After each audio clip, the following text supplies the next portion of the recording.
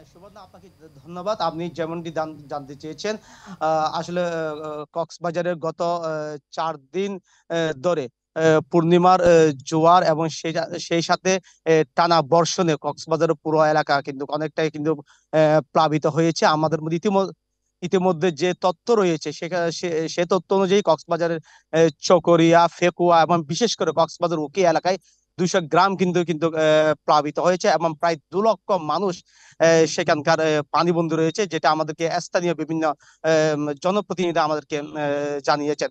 আর কক্সবাজার শহরের কথা যদি বলি, খুবই নাজুক অবস্থা।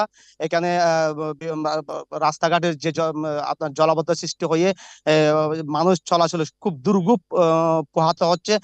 পাশাপাশি এখানে যারা কর্মজীবী মানুষ রয়েছে, অনেকে কিন্তু কর্মহীন হয়ে পরে, অনেকে তাদের পরিবার পরিজন কিন্তু কিন্তু খুব কটু কষ্টে দিনাতিপাত করছে।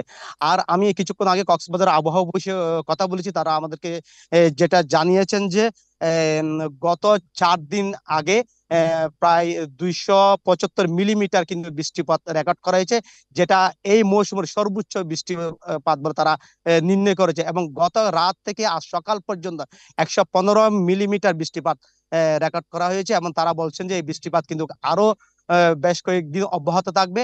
এবং সেই সাথে কক্সবাজারে আপনার এই 3 নম্বর স্থানীয় সতর্ক সংকেত দেখা যেতে বলা হয়েছে। এবং এই যে সমস্ত নৌযান রয়েছে মাছ ধরা, সেই সমস্ত নৌযানগুলোকে উপকূলের কাছাকাছি থাকতে বলা হয়েছে পরবর্তী নির্দেশ না দেওয়া পর্যন্ত। আর এই টানা বৃষ্টির কারণে আপনি দেখতে পাচ্ছেন কক্সবাজার এই যে মাতামুহুরী নদী এবং বাঁকখালী নদীর যে তীব্র স্রোতে উজানির ঢলে কিন্তু আপনার এই বিভিন্ন ইয়া নদীর ঘর বাড়ি কিন্তু ভাঙনের সৃষ্টি হয়েছে।